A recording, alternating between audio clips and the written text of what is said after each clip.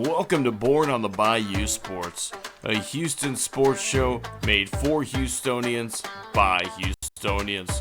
Join Tim Costello and Scott Barzilla every week as they break down the latest in Houston Astros, Rockets, and Texans news. Tim's a former minor league broadcaster, and Scott has written 2 books on the Baseball Hall of Fame. Yeah, if Javier could get it figured out, it would make things a lot easier because he was that guy everybody was counting on this year to be a Cy Young candidate, take that big step forward and help anchor this rotation with Fromber.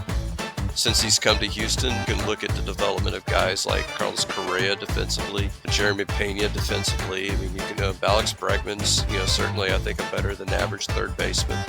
And now you're putting teams in 3rd and 8, 3rd and 7, 3rd and 9. Now here comes Will Anderson. Pin back your ears, let's go. So if you're Bayou born and bred, or just like spending time in the H, sit down, relax, and stay Houston strong.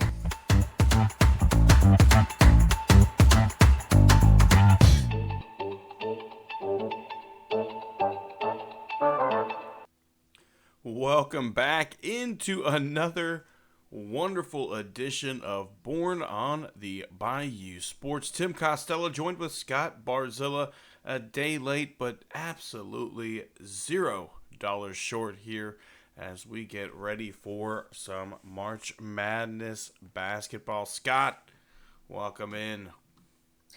Yeah, I was going to say, thankfully you're avoiding a trip to the IR there. We were kind of worried there for a second, but you were just day to day, as they used to say on SportsCenter, aren't we all? Yeah, honestly, I just got off the IR. For our listeners who didn't know, I had the old man snipped, not this Thursday, but the last one. So played my first round of golf back. Felt okay, felt good, and then just yesterday, body wasn't feeling right, sore throat, just didn't want to push it. Sometimes you gotta listen to your body, and when it's telling you to take a day off, you take the day off, and you push one day, and that's the kind of stuff that gets Justin Verlander through a season, right? I'm not saying I'm JV, but hey, I'd rather push to start one day than miss the start altogether. Absolutely. Wednesday is better than no day at all. But speaking of March Madness, as I said, we're getting close to that magical time, Scott. It is really started now with the play-in games, but brackets are out. If you haven't joined the Born on the Bayou Sports podcast bracket challenge, the link, I posted it today on the Facebook page. Come join us. Scott and I both have our picks in there. I'm going to assume Scott, just like myself, is pretty Big 12 heavy on the picks, just seeing the amount of Big 12 basketball we've seen and talked about this year. But Scott, I think where I'm going with my eventual champion in my bracket. But let's get some people in. Let's get some people joining our bracket challenge. Well, and you know what? It doesn't make for good radio, Tim, but I have a feeling you and I have the same national champion, as it's all going to turn out. I did not go straight Big 12 all the way to the Final Four. I could not. I had my Horned Frogs making it through the second round, but they're the 9 seed. They're going to go up against a 1 seed. I don't. I'm hopeful, but I'm not that hopeful, Tim. Yeah, I don't think TCU's going to be the team that's representing the Big 12 there in the Final Four. I have a rematch. The 4th time they're playing this year is my final game of the season of Iowa State and Houston. I think you and I have said many times defense in this type of situation, right? Like you can get hot from the floor shooting. You can have a player that just can't seem to miss, but at the end of the day, defense doesn't slump. And if you can play defense every single night, and you can count on your defense to be swarming and to create turnovers and to create fast break point opportunities, I think both of those teams do exactly that, and I think they're going to play for the 4th time this year. I really do. Well, I was out and about on Sunday, so I'm guessing your Cougars were resting most of their prominent players. Am I right there? I think so. I know Jawan Roberts didn't really play much. I didn't watch much of the game. It was we were doing something with my brother and my mom. It was my mom's birthday dinner, is what it was. And so he's not a UH guy. He's a UT guy. So by the time we got back to his house, he wasn't really wanting to put the game on. And I look up the score afterwards. I was like, ooh, I assume we rested some people. I don't know. Maybe they just went cold. But at the end of the day, I don't think there was as much on the line there. You don't want to push it too hard intensity wise. When the tournament's just around the corner and you've already had the injuries that you've had this season and you need guys healthy more than you need a Big 12 tournament championship after you already won the Big 12 regular season championship. So we got beat. We got beat bad in that game, but I think that would only motivate the Cougars more. Going into the tournament, they were humbled a little bit. And yeah, man, number 2 overall seed in America, number 1 seed in the South Division. Elite Eight can be played here in Dallas the week I'm in Houston, so that works out well as life normally does. However, you and I hopefully will get a chance to go out into the links and hit the white ball. For me, a few more times than you probably. My brother has mentioned he's going to look at joining us. He is I guess they're called invited clubs now, member up here in DFW, which means he can book us a tee time at either Bay Oaks or Magnolia Creek. So we might be looking at playing a little fancy golf there, Scott. You might get a little taste of that country club life. Hey man, when you roll with the big dog, you never know what's gonna happen. But Well, speaking, so I was going to say I don't have Iowa State getting all the way to the final. I have U of H going over UConn. I went chalk at least for those 2 seeds. I don't think I had the other number 1 seeds making it into the Final Four though, so I didn't go straight chalk. I think Iowa State's about to make a run. I really do. That's a great defense. It's a great defense, and they made it through the Big 12 season.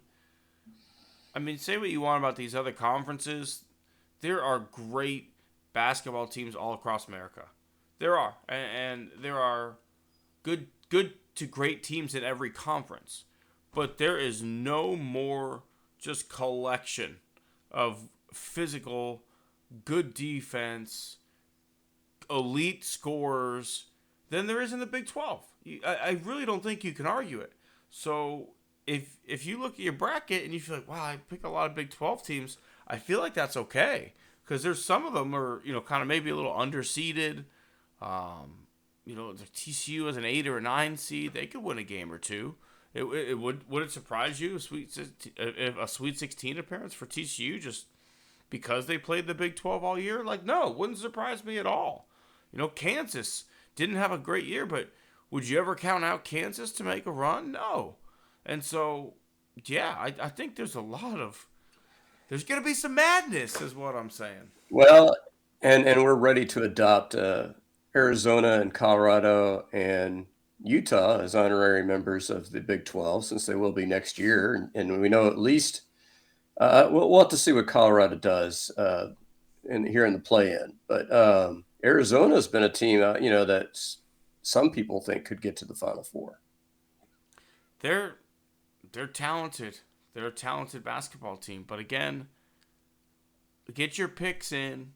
Head over to the Facebook page. The link is there to join the Born on the Bayou Sports, I guess, group or however they call it over there at the ESPN network, that 4-letter network that we are available to host for free and have our fans come join us and see how you do, see how your bracket matches up against Scott and I's bracket. And hey, maybe you'll be that person who wins $1 million for the perfect bracket.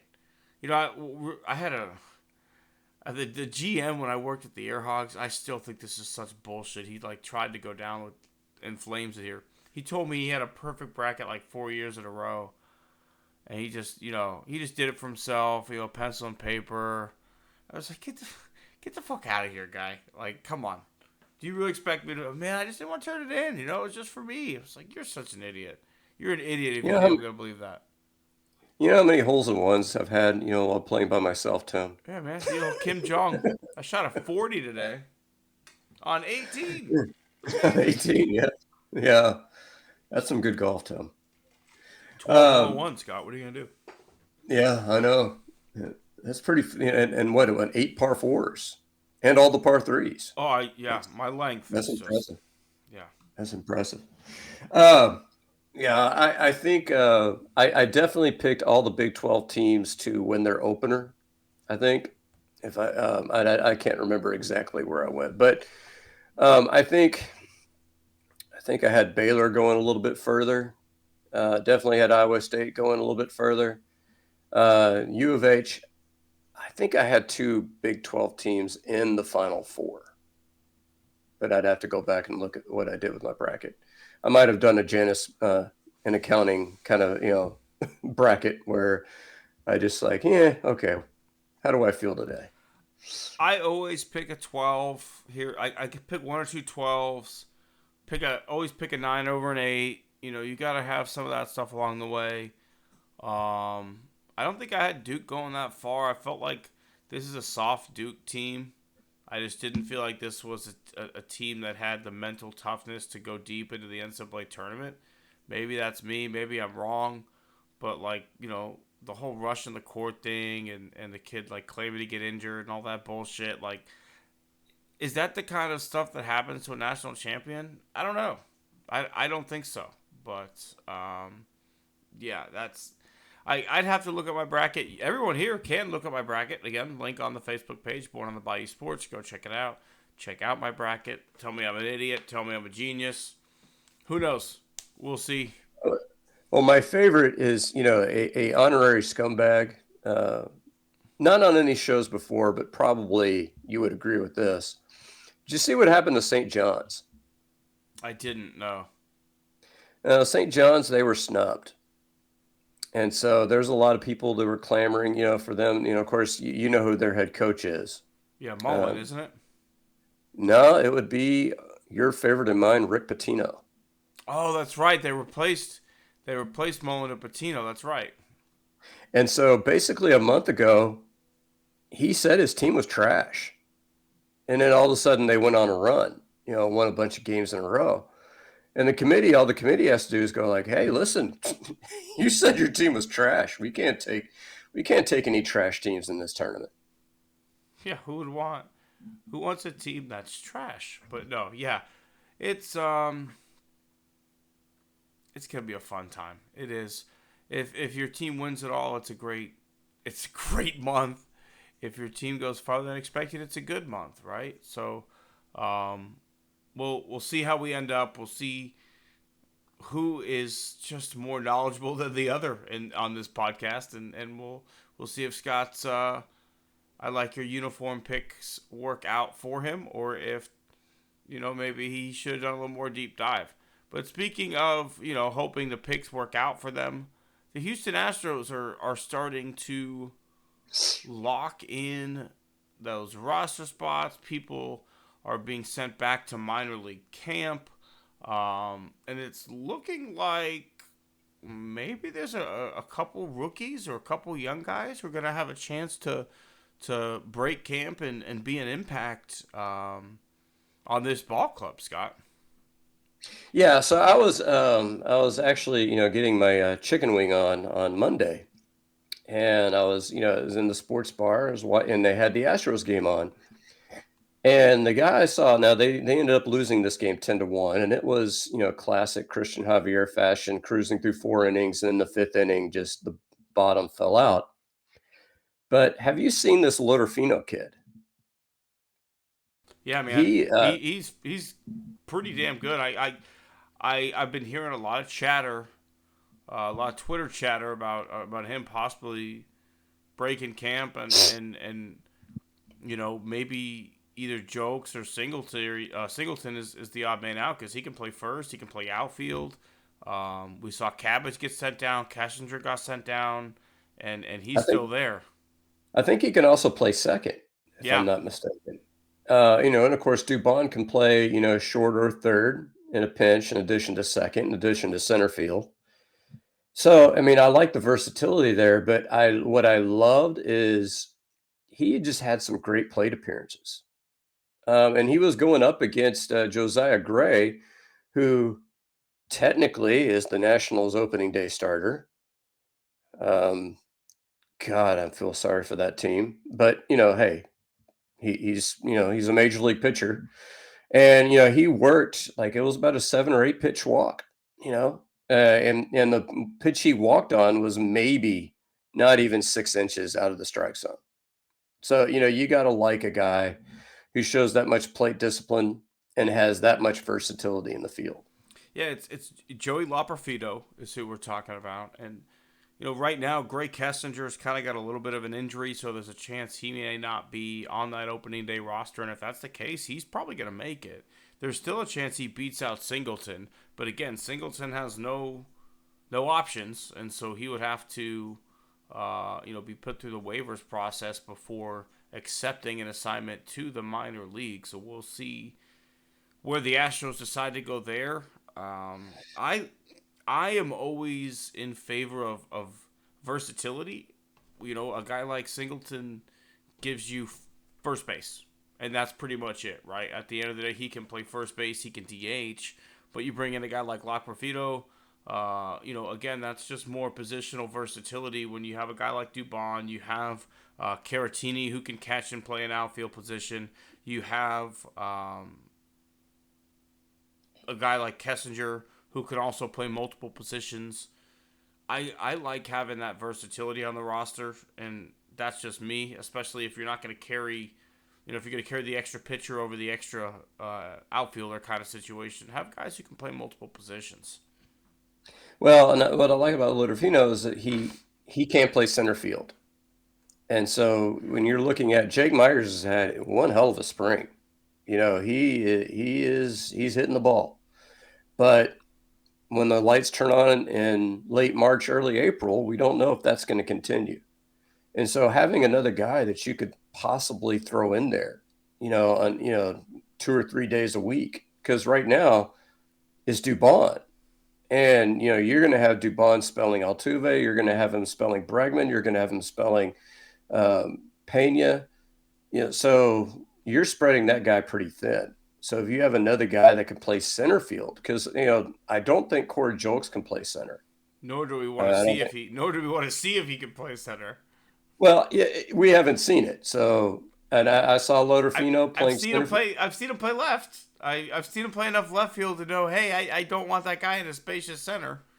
Yeah, and I saw Loderfino playing center in that game. He made a nice catch, on a short fly ball. So I mean, he can do it.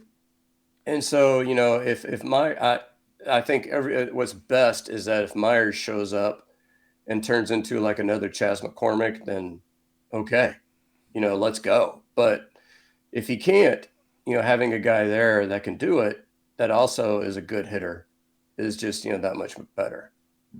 Yeah, absolutely.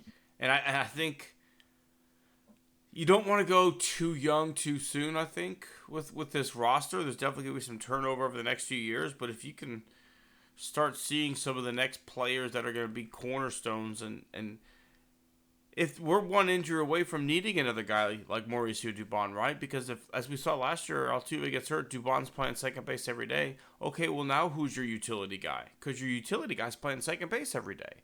So again, that's why I like that versatility. Kessinger can play a few different positions as well if you need him to. And so we've seen him play both corners. We've seen him play third, and we've seen him play first. He can play shortstop. So I like Jon Singleton's story. It was nice that he made it back. I think the 3-homer game was cool as shit. But do we need to carry him on the roster in 2024? I don't think so. I think there is a better way to use that roster spot than Jon Singleton at this point. And I'm not trying to say I know better than everybody else down there, but just because a guy's out of options doesn't mean that you keep him over a guy who can do more, who can give you more versatility, who can pinch run in a game late in the game, right? I'm not gonna fucking pinch run Jon Singleton. He's gonna get pinch run 4. So like, what are we doing, keeping somebody like that in there? Yeah, exactly. To me, if you're gonna go that route, to me, I've almost like to seen him, throw a life preserver to Joey Votto to see what if he would have had left. Because to me, if you're going to sit there and say this guy can play one position on the diamond, you better be pretty freaking good with the bat in your hands. And I just know, I mean, Singleton, outside of that one game that you referenced, yeah, he had that huge walk, in the playoffs. But, if you're hanging your hat on, oh, I had a big walk, I mean, that's not good enough. And I think if he really wanted to, he could be Matt Stairs, right? Like, I think if Jon Singleton looked at, like, hey, here's where my career is, I'm probably going to get like one at bat a night at best, and it's going to be in the late innings and it's going to be in the clutch. Like, I need to just go up and take one good at bat a night. I need to be ready to, and if that's what he can do, okay. But then again, it just doesn't give you anything other than a little power off the bench, which when you look at the bench, okay, maybe I do see that as a need. Like, there really isn't much late in the innings, and you have a guy who can change the game with one swing sitting on the bench, like Matt Stairs. If he could figure that aspect of it out, like, okay, it'd be a nice tool in a spot his belt. I'd be intrigued to see maybe how he would use him differently than Dusty would, because Dusty didn't do a lot of pinch hitting, right? And then we see, game 5 of the ALCS where Dusty is ejected and Espada starts making moves and he's pinch hitting and getting guys in certain situations that fit them best. So could we see a situation where Singleton maybe turns into a Matt Stairs type player and he approaches this of like, I get one good at bat a game and it's going to come late in games and I'm going to try and hit a homer or take a walk. I'm literally going to be a 3 true outcome player and let's see what happens. Like, I'd be intrigued to see if that's the approach that he has to the game. Well, my memory of Matt Stairs is that Matt Stairs, I think he played some outfield. I'm not going to say he was good at it. He could play outfield if you needed to. And you could stick Singleton in left on a Sunday softball league game day if you needed to. We could on Beer League Day, on Beer League Family Church Christ Day on Sundays, when you clear your bench, you could play Jon Singleton at left if you had to. Yeah, I don't know that I'd want to watch that. But what I will say is I think you have a point, but I don't think that spot's in Houston. I think there are teams out there that maybe don't really feel all that good about their first base situation and don't have $19.5 million sunk into their first baseman. You might have some teams that don't really feel all that good about their DH situation. And, he's a guy that, he could get 2 or 3 starts a week at those spots and maybe pinch hit the other times. But right now, I think over the course of the year, you're going to have more games than not where you're going to have a starter on the bench who's rusting for some reason. That's a perfect guy to pinch hit. I mean, you have a Caratini, maybe he's starting at catcher. Diaz is getting a day off. He's a power bat late in the game that you could, bring in and pinch hit. So I think, when you're looking at the opening day lineup, sure, we don't have any power on the bench without Singleton. But I think it's kind of like the whole idea of the leadoff hitter is only leading off the first inning. And it's kind of the same thing with the rest of the schedule. I don't know how many games the Astros had where they had their top 9 guys in the lineup, but I can't imagine it was that many this past year. Do you think if we lived in a world where the universal DH was not a thing now and you had more pinch hit at bats available in the National League, is someone like Jon Singleton able to stick around in Major League Baseball a little bit longer because he does have that power threat late in the game as a pinch hitter? Possibly. I mean, you saw guys like John Vander Wal and guys like that, Greg Gross back in my parents' day, who were, 10, 15-year veterans who never had a starting assignment. That's what, and I mean, Because I really do think if Singleton again just took pride in I'm going to be the best pinch hitter in Major League Baseball. And what does that really mean? It's like I'm gonna have a great at bat. Whether I get a hit or not is out of my hands. But like I'm not gonna chase. I'm not gonna chase. I'm gonna look for my pitch and I'm gonna swing and hit it hard. And if I don't get my pitch, I'm gonna walk. Right. That's what I'm looking for late innings in a pinch hitter. I want someone to either get on base to start the inning, or I'm bringing someone up with men on and trying to get a little lightning in a bottle, or lightning strike. And I think he could be that guy. Again, I don't know if it's worth giving up the versatility of carrying a guy like Loperfido instead to have that guy on the bench just in case you need a swing late in the game. Well, there's actually talk, and I don't know if you've heard this, of limiting teams to 7 relievers in the pen. I have heard that. The major, and so I think that's going to be more. I don't even think it's necessarily taking away the DH. I think it's more if you add that extra bench piece. I mean, you remember when teams had designated pinch runners? I don't know if you were watching baseball back then, but back in the 80s. I mean, you had teams that, this is all this guy does. And, I mean, you had the Astros, Glenn Barker. I don't know if you remember that name. I do. He was a designated pinch runner. Could not hit. You really didn't even want him in the field because as fast as he was, he had horrible instincts defensively.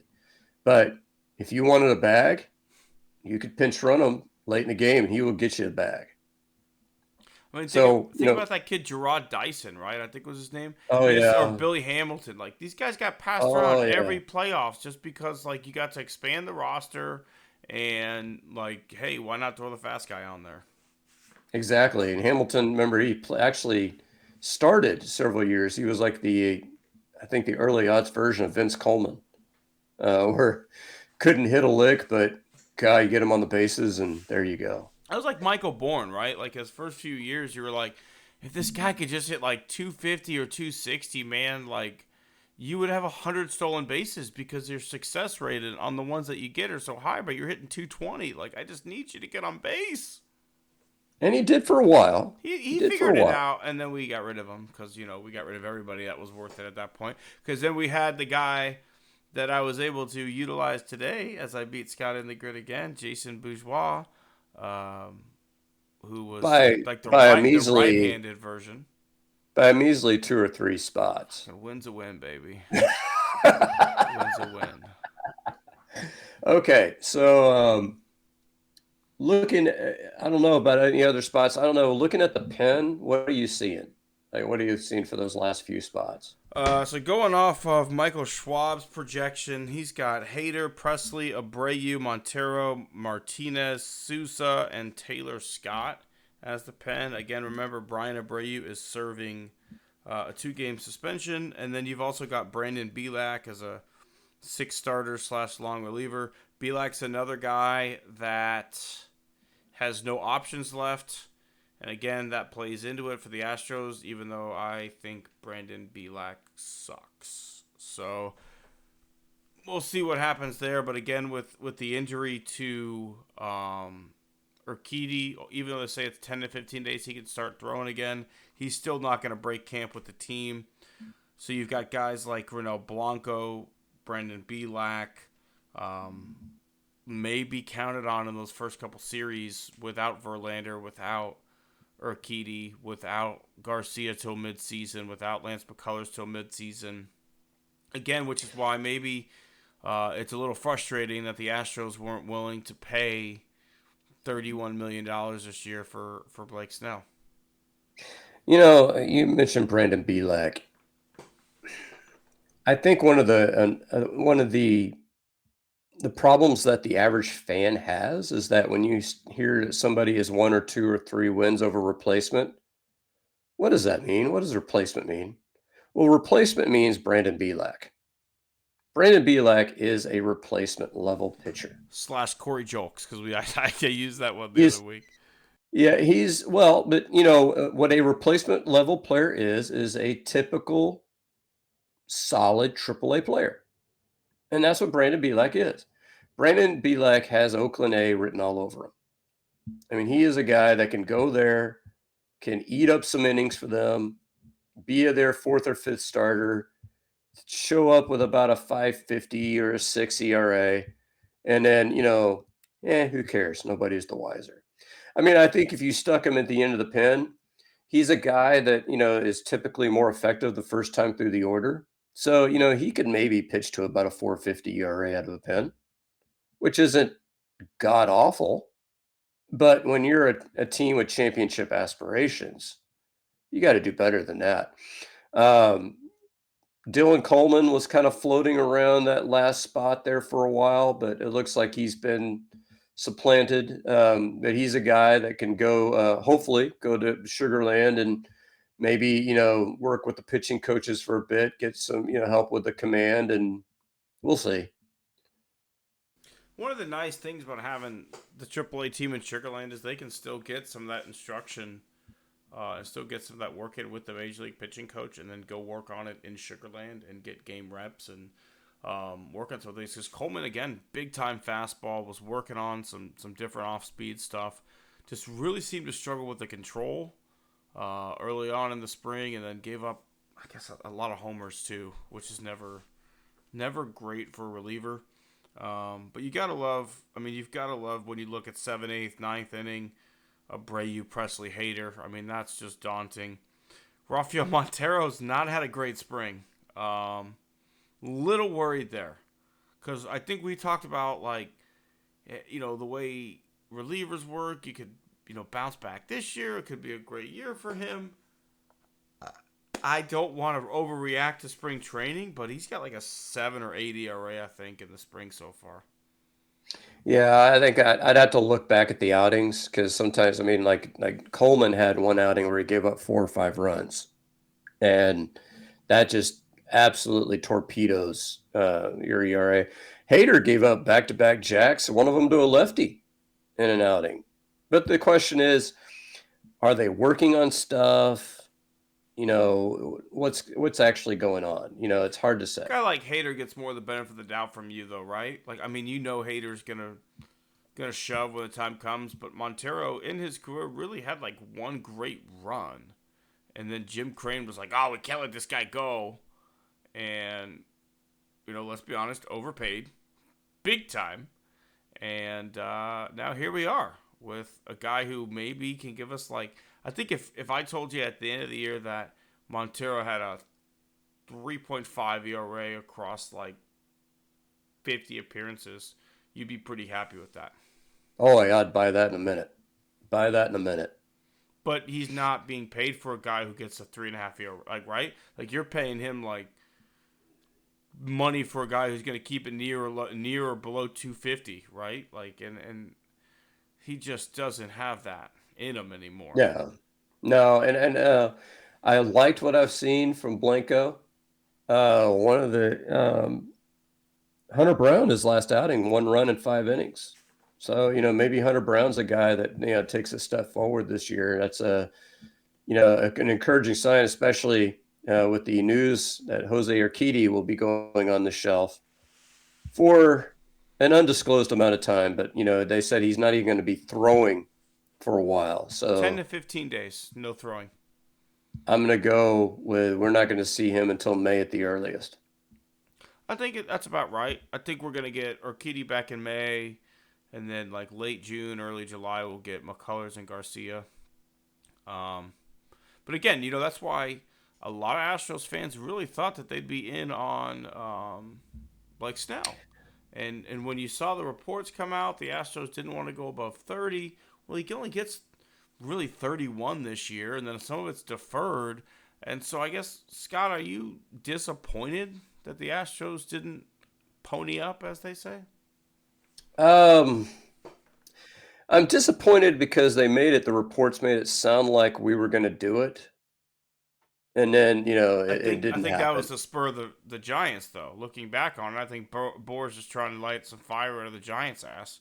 Oh, hey, Urquidy goes down. This is the perfect opportunity to make it seem like the Astros are going to go get a guy to fill that spot, and now the Giants freak out and pay him $31 million. Yeah, I mean, the whole thing is, well, look at it this way though. Yes, you're only paying him 15 this year, but you're paying him $16 million when he's not under contract for your team, unless you sign him to an extension. So, are you okay with in 2026 having $16 million of your payroll going to a guy that's not on your team? I think it all depends how 2024 goes, right? If you win a World Series, Yeah, if you win a World Series this year, fuck yeah, I'm okay with that.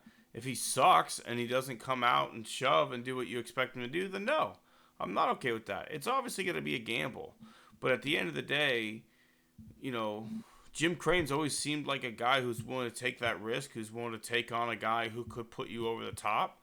And I mean, I'm not gonna be honest. I'm not gonna lie. Rather, I'm gonna be honest. It was disappointing, maybe, that we were not really in on it the way that it was initially reported.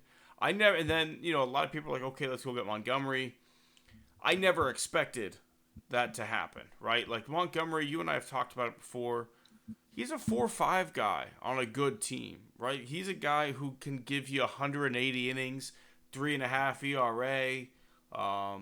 Solid, solid player. He is not who he was for his career in the playoffs last year. He was a guy who went on a great run in October, and he won a World Series because of that run. And if you look through the annals of history of baseball, there are plenty of those guys. There are plenty of people who just had a great fucking run, who went Joe Flacco with the Ravens in the Super Bowl run that he had. And then they go back to being Joe Flacco, or they go back I'll to give it. being Joe. I'll give you a name. Okay. Give you a name. Madison Bumgarner. My wife was not gonna like that comment. She listens to this. She's one of our listeners. She's not gonna like that comment, Scott. You have to explain yourself. Madison Bumgarner. If I could have a guy for just October, Madison Bumgarner would be my guy. He's kind of like he is a Bay Oaks version of Brandon Backey. I mean, he was better in the regular season than Brandon Backey was, but you're talking about a guy that upped his game in October. But Arizona gave him a bag, and they're still paying this guy, and he's not pitching anymore. The news I heard on Montgomery today is because of a wrinkle with the collective bargaining agreement, he has never had a qualifying offer. And they couldn't give him a qualifying offer last year because he was traded midseason. There is a rule that you can only get a qualifying offer if you start the season with the team. And so the thought is that even if he wanted to sign, he's not officially going to sign until after the season starts so he can avoid getting the qualifying offer.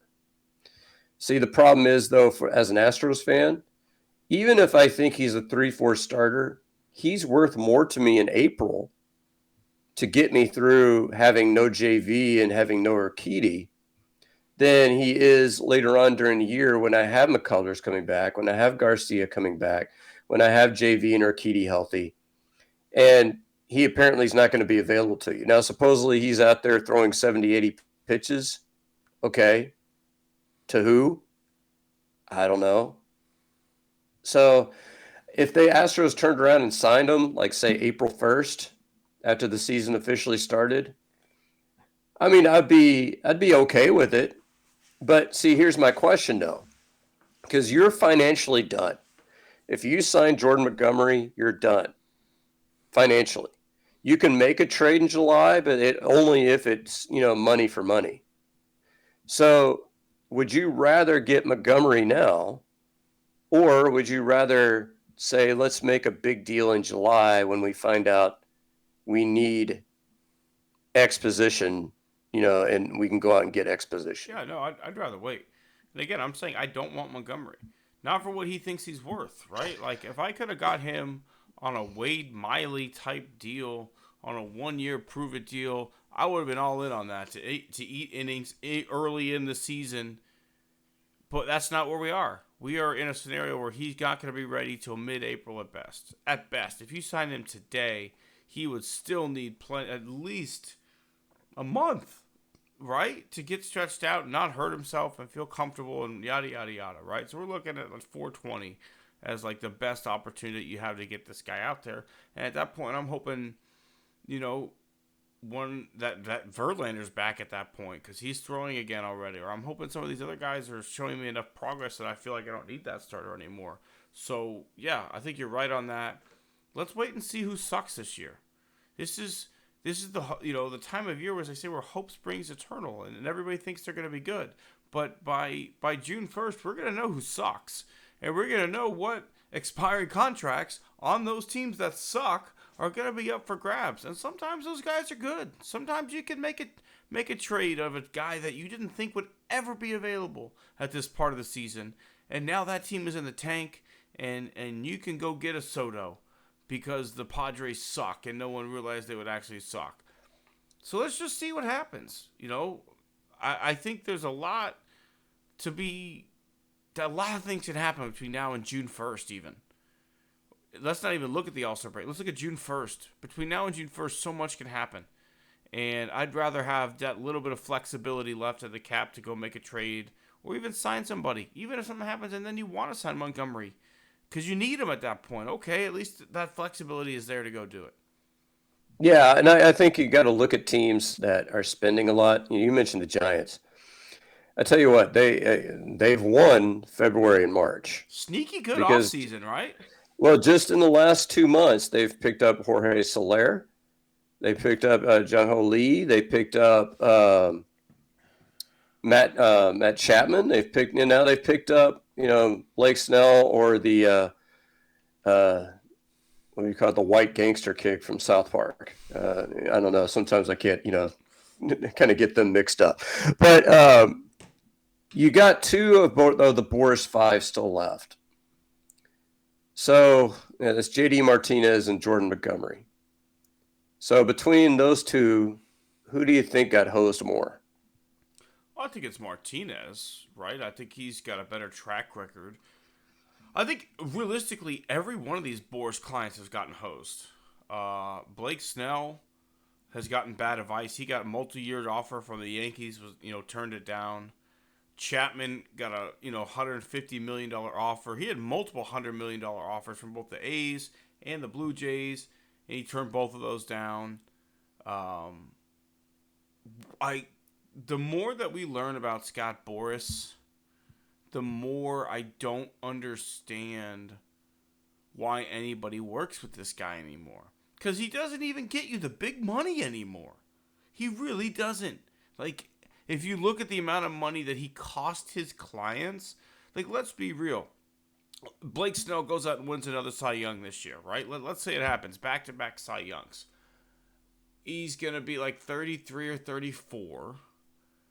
And are you going to give him like a 10? He's not going to get the 7-8 year deal at 33. He's not going to get that. So he's now going to be in a situation where he just continues to sign Justin Verlander type deals, which are like 2 or 3 year deals for like not a 3-year deal, $95 million, right? And just sign that thing with an opt-out after 2 years and then do it again and do it again.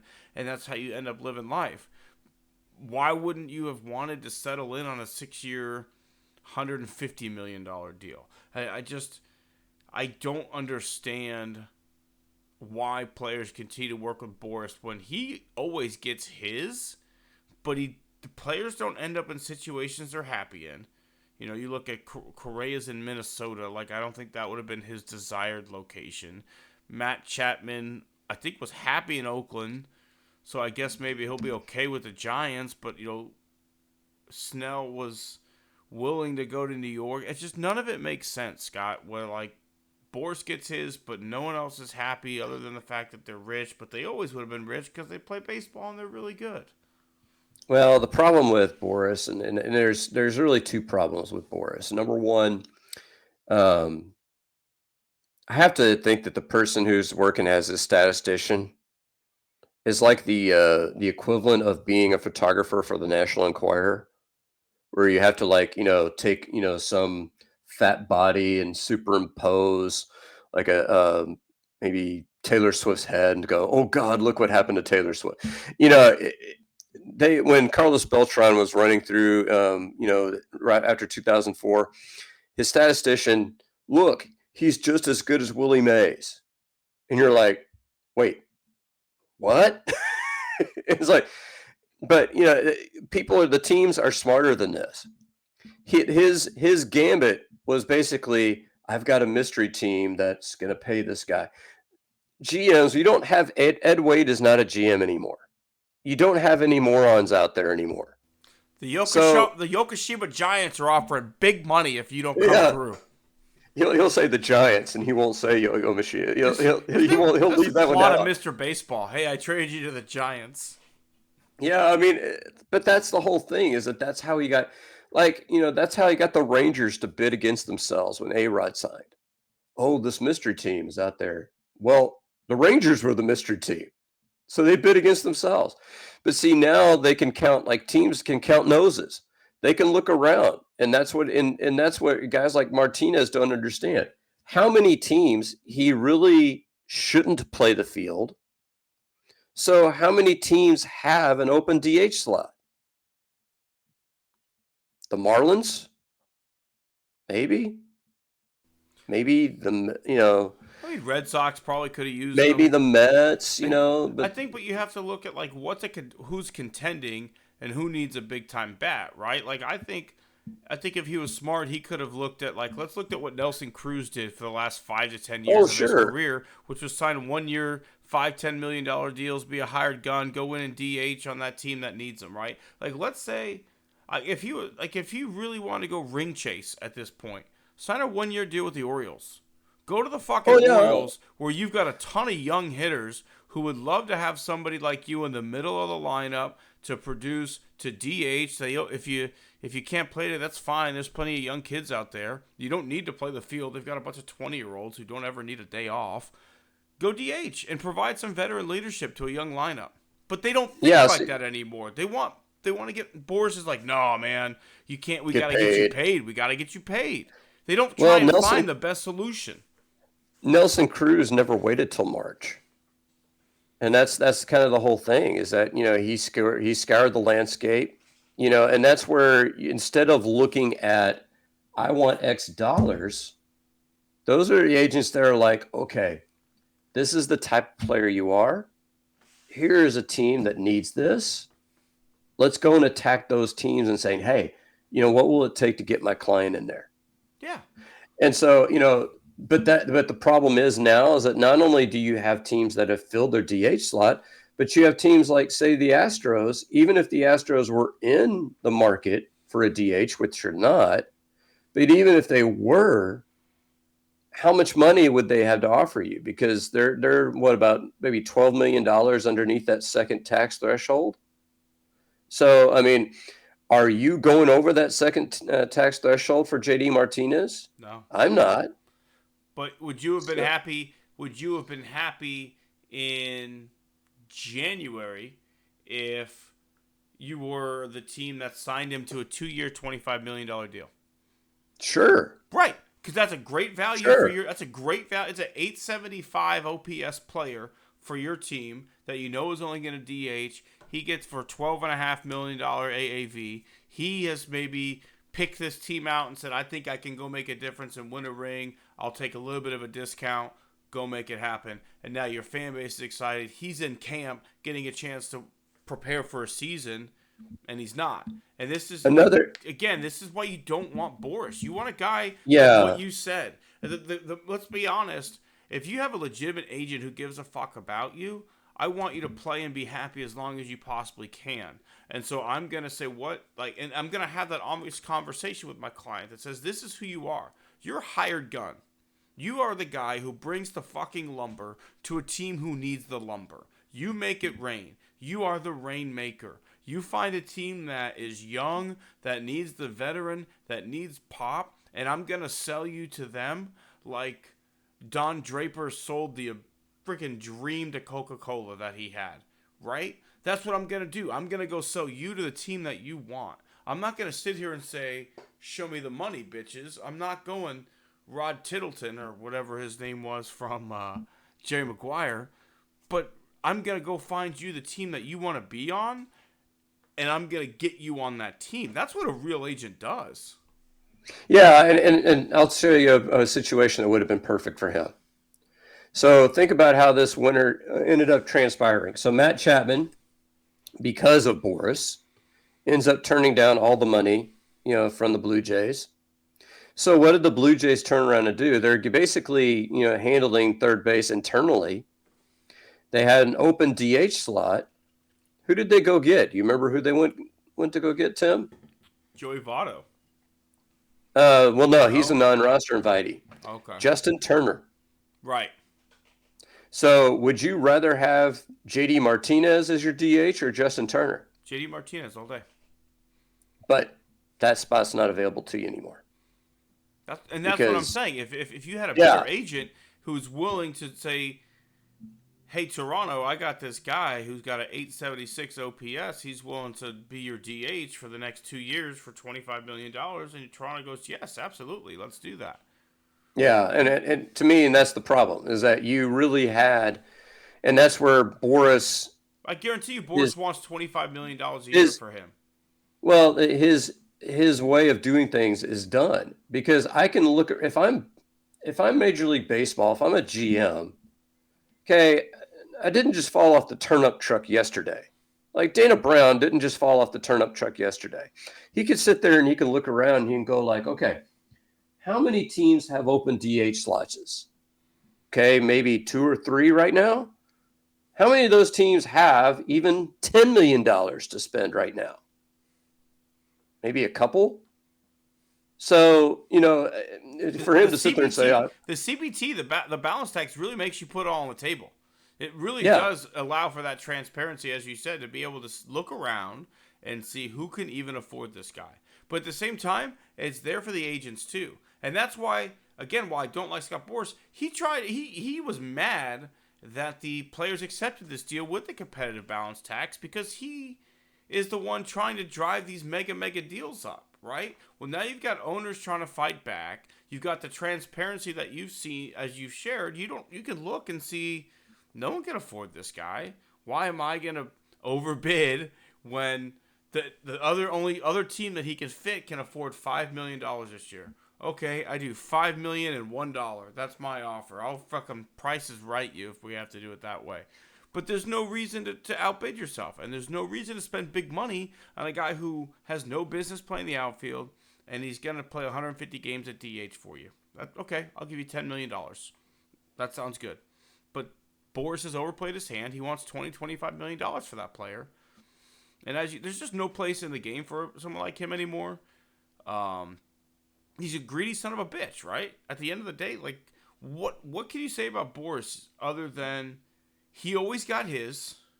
Some of his players got paid, but many of them have complained about the situation they ended up in, right? Like, look at Chris Bryant in saying he wished he wasn't in Colorado. I wish I would have done that differently. Like, come on. Well, and think about this. He's living off of, what was the last big deal that he signed? What would you consider a big deal? Altuve is pretty big. Well, but I'm talking about like where everybody around baseball everyone knows like, him for the A-Rod deal. I think is what you're talking about, right? Like that's where he comes. He comes into the world with the A-Rod deal, but I think he got some other. He's had that's some 2001. Too. That was back in 2001. He did the second one too. He did. Because I thought he had switched age, but yeah. So he's done, but I don't think he's done anything in the last decade that you would sit there and go like, wow, I didn't think that guy was going to get that much. Because even the Altuve deal is a good deal. It's a good deal for Altuve. It's a great deal for the Astros. And it was the great deal for Boras. He didn't have to do a goddamn thing. Well, he didn't have to do a thing, but the whole thing. What the fuck did Boras have to do in that? Like, but the whole thing though is that he did not get Altuve an extra dime because Altuve took less money to stay in Houston. I'll guarantee you, if Altuve played out this year, somebody would have given him $30 million, even if it was on a short-term deal. Absolutely. They would have done that. Right. But he said, you know what? If he doesn't go to Boras and say, I want to stay here, Boras is going to say, No, I can get you 250 for 10 years over the final 10 years of your career, and all of a sudden Jose Altuve's fucking retiring as a Miami Marlin. Yeah, it's silly. Um, and to me, I think JD Martinez, and he is a guy, and I sent this to you in text. He is a modern version of Lance Berkman. Take a look at Lance Berkman's numbers. You take a look at JD Martinez's numbers.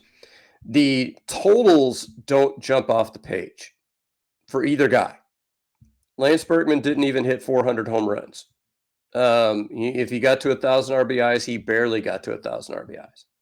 What Lance Berkman did was put up great ratio numbers. He got on base. He had great slugging percentages. He has the second highest OPS in history for a switch hitter. What JD Martinez does is JD Martinez, because he got a late start, because he came up in Houston and didn't figure it out for a while, he's only been playing for 10 or 11 years. If he had 2 or 3 more prime seasons, he could be in Cooperstown. And Boris is putting that in jeopardy right now. Well, let's go from one poor free agency to one interesting one. The Texans last week traded back out of the first round to an early second round pick, which freed up, I think it was around $6 million in cap space.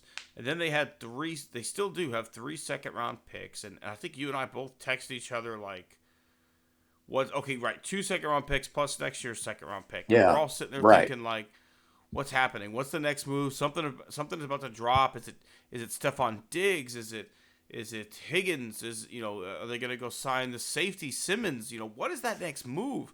And then it's kind of been maybe a little quiet. They've signed some guys along the margins, right? We got a nice backup tackle. Nick Barnett is back, but we haven't really seen that next big splash. I liked the idea of trading back. There's going to be such a rush of quarterbacks and offensive tackles early in this draft. The Texans are looking at, offensive tackles, wide receivers, and quarterbacks early in this draft. If you're looking for, some defensive help, more defensive tackle or another linebacker or such, those guys are going to fall. Maybe a Brock Bowers falls, and you could use 3 second-round picks to trade up to the first round and go get a guy like that. But I don't know. I just feel like we're missing something, Scott. I feel like there's a move that we're not seeing that Nick Caserio is trying to make right now. Maybe I'm off. Maybe I'm wrong. But they cleared a lot of cap space. Guys restructured, and then like nothing's happened since then. Well, let's look at what we do know. What we do know, because what was revealed by Keenan Allen himself, is that the Texans went out and offered the Chargers a 3 next year for Keenan Allen. And the Bears took a 4 this year, which from what I understand from people that talk draft, is that basically if you take a future pick, you can add 1 round to it as to what its value is in this year's draft. So a 3 next year is worth a 4 this year. So, the Chargers are not necessarily stupid for turning down the Texans' offer. It could also be that they said, they're in our conference. We don't want to trade Keenan Allen and let him beat us in our own conference. That could have been a thing. But when you're offering that for Keenan Allen, clearly you want to add to the wide receiver room. I mean, clearly that's your goal. Now, my question is I did an article comparing Nico Collins to Stephon Diggs and T. Higgins.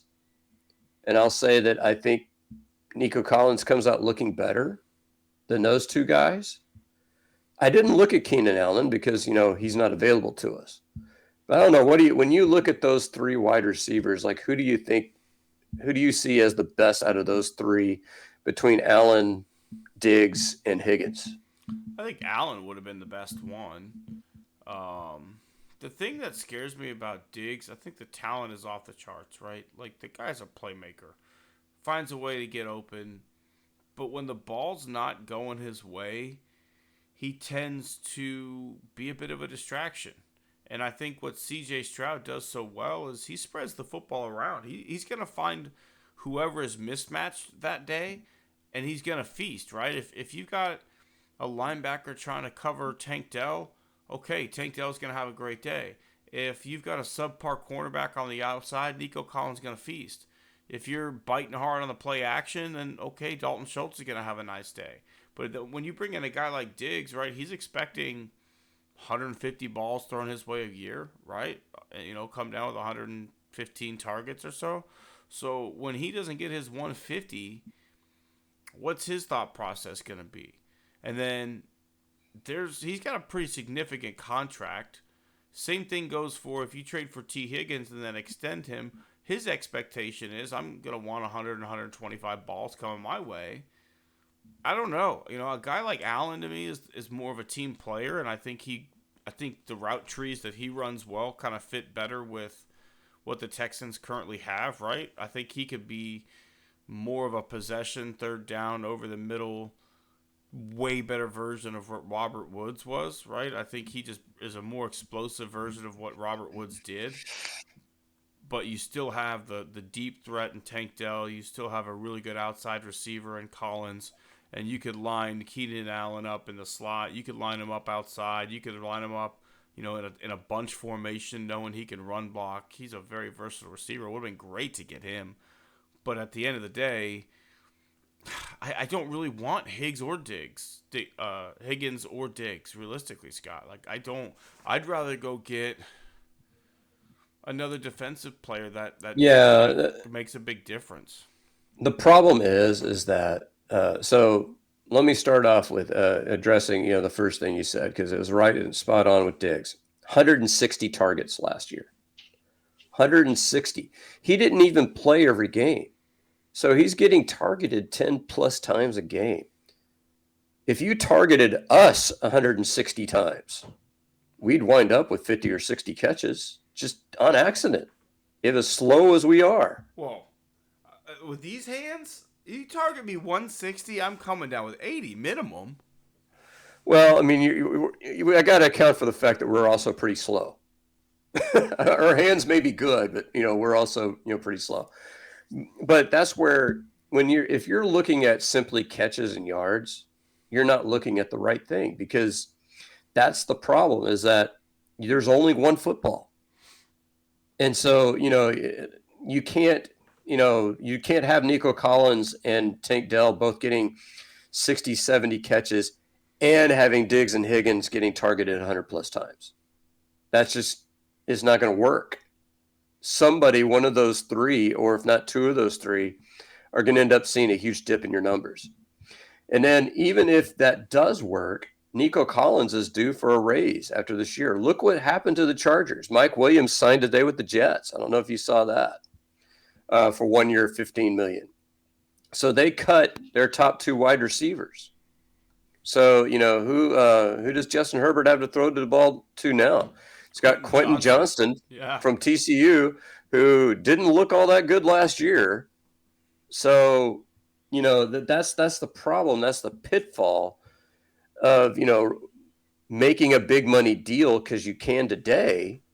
Well, that Piper's going to come due, and you're going to have to cut some people. You're going to have to let some people go.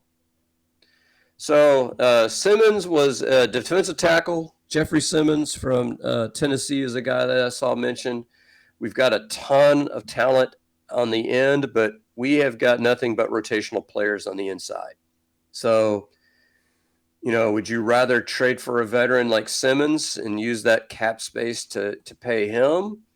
Or would you rather, keep, signing your Derek Barnett's of the world and, maybe sign another corner, maybe sign another safety, and then use those second round picks and draft like a defensive tackle and then draft a wide receiver? I think I like the second option, which seems to be what we're doing. Knowing that you have some flexibility to move back up into the first round if you want to, right? Because right now, first of all, there's a situation where there's a chance the Atlanta Falcons may lose their first round pick, right? There's some investigations being done as to whether or not they tampered with Kirk Cousins, because there's a chance that their trainer was in communication with Kirk Cousins since like week 8 of the NFL season. And if that's the case, the Falcons could lose their first round pick, which then means that first pick of the second round is essentially a first round pick, right? Because it would have been the number 32 overall pick, but now the first round only has 31 picks. So if you could trade to that first pick of the second day, you're getting a first round player at a second round price. There's going to be, as I said, there's going to be 4, maybe 5 quarterbacks in the first 10 picks. When you think about it, Caleb Williams is going to go high. Drake May is going to go high. Jaden Daniels is going to go high. There's a chance that someone comes up and goes against like a Bo Nix or a Michael Penix. That's 5 guys. J.J. McCarthy. J.J. McCarthy, that's 6 guys. Then you've got some unbelievable wide receiver talent that's going to go pretty high too. Then there's some really, really good offensive tackles. That's like 20 picks right there. So if the Texans really want to, and they're looking at like pick 25, 26, and someone that they really want is there, hey, I'll give you both of my second round picks, and I want to go draft this guy. Okay. Yeah, and I saw somebody, and I don't know if you like that point system, where each pick is awarded a weighted number of points, but they said that we traded a little over 1,800 points to the Vikings for a little over 1,600, and that doesn't even include next year's 2. So, I mean, I think we won that trade. And I think the Vikings, they're trying to get as much ammo as they can because they're going to be one of the teams that are going to want one of those 3 or 4 top quarterbacks. Yep. And they're sitting at number 12, and number 12 isn't going to get them one of those 3 or 4 top quarterbacks. No. So now you got that second first rounder.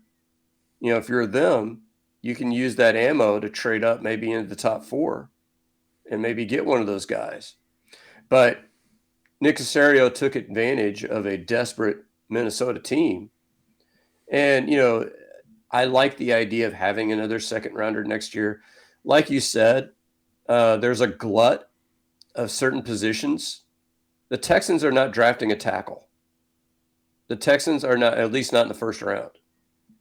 Texans aren't drafting a quarterback, probably at all. So it doesn't matter that, the 23rd pick could have gotten you this. Well, the whole point is we know what positions they're weak in. We know they need probably a defensive tackle. We know they probably could use a wide receiver. They could definitely use a corner if they don't pick up any other ones in free agency. Well, those guys in this particular draft are valued in that second round slot. So you really didn't lose a whole heck of a lot trading out of the first round.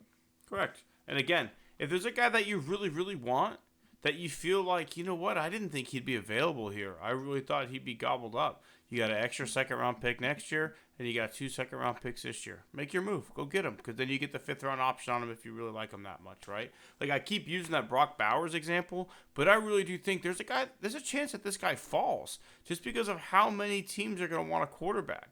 Like if there's a team that was going to take Bowers at 5, and then all of a sudden Minnesota reaches out and says, I want J.J. McCarthy, trade with me. Okay, now McCarthy's taken at 5. Oh no, now I got to go get my guy. Now Bo Penix goes at 6. Oh no, now I got to go get my guy. Now, Bo Nix goes at 6. Now Michael Penix goes at 7, right? And now all of a sudden the guy that everybody thought for sure, greatest tight end of the draft, top 5 pick, now here we are at 10. And this guy's fallen. I don't need a tight end. So those are the scenarios where, like, the Texans have 4 second-round picks in the next 2 years. If they really want to, they can trade back up into the first round and go get a guy who they didn't think was going to be available to them. Yeah.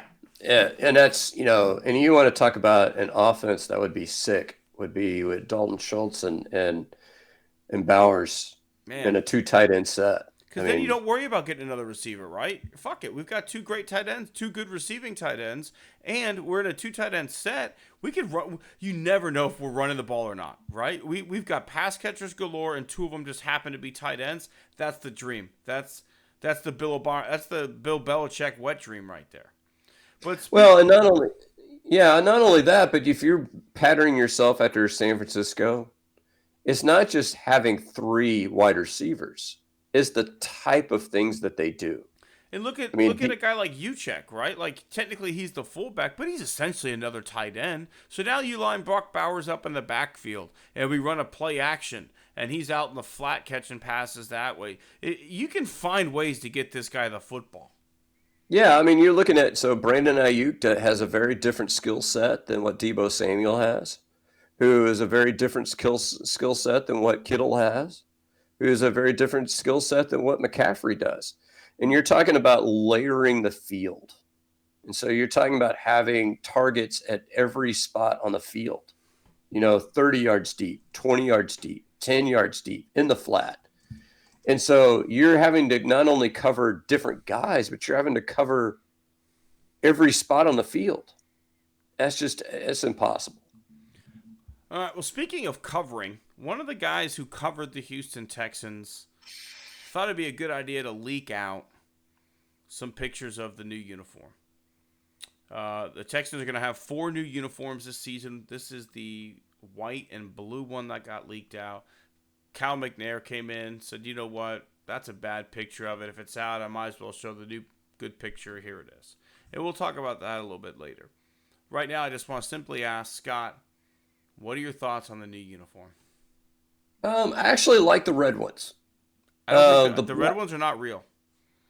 The red ones are not real? No, the red ones are fan-inspired. I wish they would look like this. So far, the only real one we have is the dark blue pant, white shirt, dark blue bullhorns.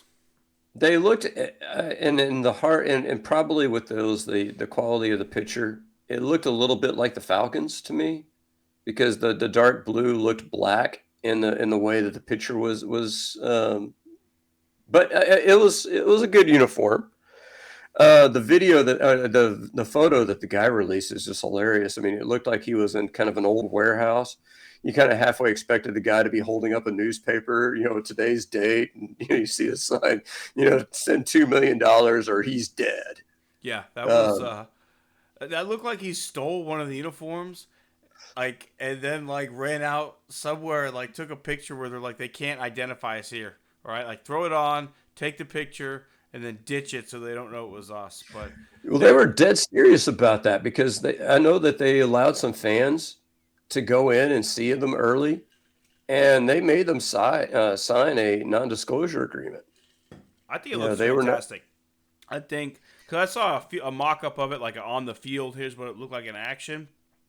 And the sides with the bull look way better. It's just a modern, sleeker uniform, and apparently, I've looked at the 4 different themes. One's going to be more classic. One's a call out to the roots. One's more the city of Houston. And then one's a new futuristic looking one. So I think this will be probably the classic roots one, because it's similar to what they had. But I like it. I like it a lot. We'll talk more about it as the show goes on. But Scott, you and I are both fathers. And one of our Houston Rockets is going to be a father, right? We learned that Jalen Green is expecting a child. And since learning that he's going to be a daddy, he's been the fucking man on the basketball court, averaging 26 points a game. He went for 40 last night. Scott, soon to be daddy, Jalen Green has figured out this thing we call basketball. At least he seems to have. And this has kind of been a pattern for him. If you look, he seems to almost want to call him Mr. March or Mr. April. Because it seems like at the end of his rookie and his second year in the league, he started to figure things out late in the year. And and I think that's where the big disappointment has come, is that he averages 5 points more in the second half of the season post All-Star break than he does the first half throughout his career. It's 18 to 23. And you keep thinking that, that 23, we're going to see that at the beginning of the year next year. And it doesn't seem to happen. He was the Western Conference Player of the Week this last week, and that didn't even Fatherhood can change a man, though. Fatherhood can get your head on straight. Hey, I gotta focus. If I don't stop doing my bullshit, I'll be out of the league, and I can't provide for my kid. Well, I don't even know if he's going to be out of the league, but you were talking about, he might have become the basketball version of those journeymen. guys that go around from team to team to team, be a hired gun off the bench. If he continues this level of play, he might be looking at a max contract. I don't think they give it to him this summer, but if he matches up next year, averages 20 plus a game, you see some growth overall. Maybe he and Sengun, become that. It's been good to see. I was going to talk a little bit more about the Rockets a little bit later on, but definitely good to see that from him. All right, Scott. Well, I think that's going to be everything we have before we shift to our favorite part of the show. I know we've got some good tips of the cap this week. Do you want to get us started? Sure. And that was my tip of the cap. Is just going to be the Rockets in general. They have won 6 games in a row. They're 8-1 in March, which is the best record in the NBA. And half of those wins have come with Sengun on the shelf. They have figured out they did exactly what you suggested in our last podcast, where they put Jabari as the center, and kind of run things through the high post through him. 19 points a game since he's been the starting center. And he's, I think Sengun is obviously on another level offensively than Jabari. But Jabari has at least shown that, with maybe the 5-10 minutes that Sengun would be on the bench, that maybe he could be a guy that can they could call it alternate who gets the rest, and he could run that high post when Sengun's not in there. You kind of discovered some things. They're 33-35 as we speak right now. The next 2 games are very winnable, so they could end up getting back to 500. They're 2.5 games back from the final play-in spot. If they were in the Eastern Conference, they would have already basically had sealed a spot in the play-in tournament. That's just how the league is distributed. I still don't think they get in when all is said and done, but I think what we've talked about from the very beginning is we wanted this team playing meaningful basketball games in March and April, and it looks like that's what's going to happen. Yeah, it's been fun to watch. I love seeing meaningful basketball. At the end of the day, when you're trailing the Golden State Warriors, because we're going to have a game with the Warriors, which essentially is going to be for that play-in spot, right? I think if the Rockets can win that game, the odds are in their favor to be in the play-in game. But when you've got to play the Warriors, and let's just be honest, we're probably going to get like Scott Foster as our referee that game, or Tony Brothers, one of the two, and we're going to get fucked. Because that's what happens when you have to play the Warriors, because the NBA loves Seth Curry, and they're going to want him in the playoffs. So in order to win by 1, you got to win by like 25 in that kind of scenario. But I do agree with you. The Rockets have been a bright spot here, a nice tip of the cap to them. I'm going to go down to Kirby Street for my tip of the old proverbial cap here to our boy Cal McNair. Because I think there were 2 ways that this leak could have gone, right? Like, do you remember when somebody left that new iPhone at the bar and Apple absolutely flipped shit and like tried to sue the person and all this other stuff? And what did we all do? We laughed at Apple and we're like, what a fucking terrible way to handle things. Well, what did Cal McNair do? A photo comes out, and as you and I are sitting here laughing at the quality of that photo, Cal says, you know what? It's out there. People know what the uniform looks like, but that's a terrible representation of what my uniform looks like. Here's what it really looks like. And his personal username hopped on Reddit and said, here's the actual uniform. And it went out like bang. It blew up at that point when people realized it was actually... Because even people on Twitter are like, oh, we didn't realize Cal McNair just posted the link of the new uniform. If you want to go see it, here it is. But you know what? I tip my hat to you, Cal. Because at the end of the day, you got in front of it. No one's talking about the leak itself. All anybody's talking about is the uniform.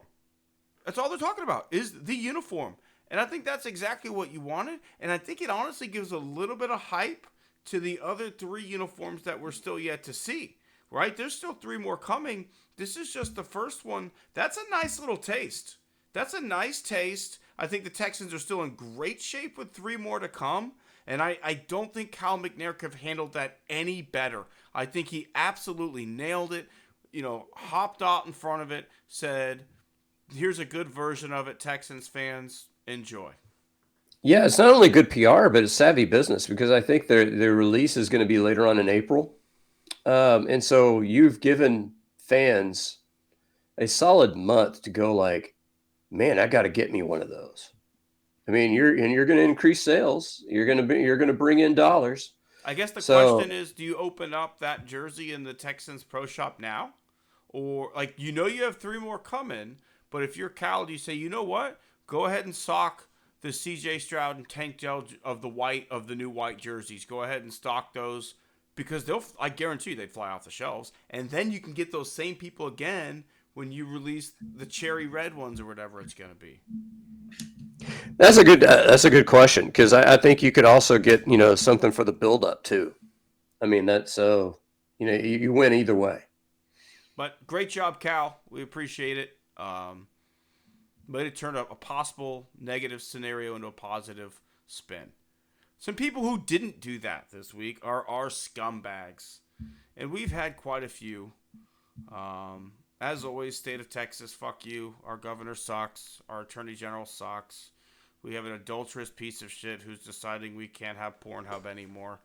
But hey, I digress. He's not the scumbag this week. He didn't deserve that honor. Before we get into our actual scumbags, there's one guy in particular that I promised we would make fun of on our show this week. So I'm going to take a quick moment here to make fun of this person. Actually, Scott, you go ahead and go first, and then I'll specifically make fun of that one specific person that I did promise that I would make fun of. All right. Well, I know what's coming. I am actually going to stick with the sports world this time, which I've gone Okay. politics the last few episodes. Did you know that Major League Baseball opened their season today? Only because you told me. I was driving into work and they said, oh, they're playing a game in Guam. Guam! For those of y'all who failed world geography, that would be out in Asia. So the game was played this morning, which I normally love to see, any baseball, any regular season baseball in late March, early April. I'm there if I could be had. I would probably take the day off on opening day if I could. And I would just tune into ESPN and just watch the triple header, quadruple header, before watching the Astros game.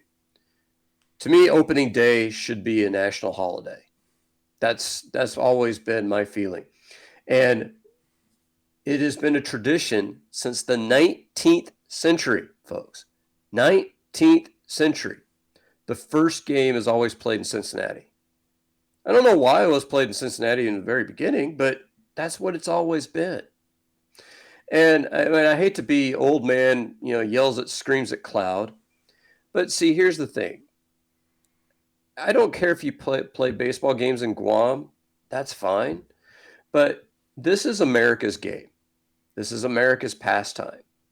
You had Shohei Ohtani, you had Mookie Betts, you had Freddie Freeman opening up against the Marlins. You had an opportunity to get millions of viewers from the United States, and you may have gotten about 1,000, 10,000, because the game's damn it in the morning. I'm on my way to work and I'm hearing, hey, they're playing baseball in Guam. Well, shit, I can't watch it. I'm going to work. I would have liked to have watched Shohei Ohtani play his first game in a Dodger uniform officially. Would have liked to have seen, Freddie Freeman and Mookie Betts, what they would have looked like with Shohei Ohtani in the lineup. I would have liked to have seen, what that new pitching staff is looking like. I mean, that's I don't like the Dodgers, but there's a lot of good players to watch there. You blew an opportunity, and I don't know whose call this is. I'll probably just blame Manfred because Manfred's an idiot. But, why are we opening up baseball overseas? Why? And then, as you pointed out in the text, they're going immediately back to spring training. So the Marlins pitcher can't even throw long enough to qualify for the win, which he wouldn't have. He threw 3 2/3 innings because these guys aren't ramped up yet. So, what the hell are we doing? Yeah, it's such a disadvantage to have that opening day game at this point, because you're not ready. You're not, and it's It breaks all of it. I'm with you. It's a bad look. It's a bad look for baseball. Speaking of bad looks, though, this is not my scumbag. But again, I promised someone named Patrick Davis. I don't even know this person. But Scott put up something on his wall that certain people didn't enjoy. And the people who did enjoy it, number one, they're wrong. But number two, had some pretty disgusting things and wrong thought processes out there. And one of the ones is that Patrick Davis earned his athletic scholarship, right? He wasn't given something for nothing. He earned every bit of it. And I asked him, because he incurred no debt, where did that money come from? He said, donations. And I said, well, let's look at what the fucking word donation is, dumbass. It is a gift, something you give and expect nothing in return. You are donating the money. So your existence is there because people gave. People had a little heart and donated money so you could go to school and represent that school and play your sport. So Patrick Davis, you're a fucking idiot. But let's get back to my real scumbag. And that is, and I'm sorry, babe, I love you, but the San Francisco Giants are my scumbag this week. The way Major League Baseball works, if you have an arbitration hearing, the salary is not guaranteed. But if you can come to an agreement before the hearing, the salary is guaranteed for the season.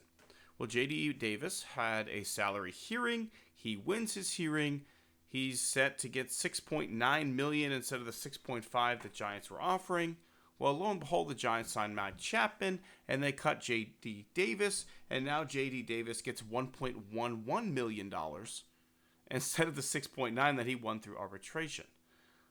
So between the Giants and the Players Association, who just really at this point have kind of started catering more to the top echelon of players than they have the majority of players, you guys are my scumbag.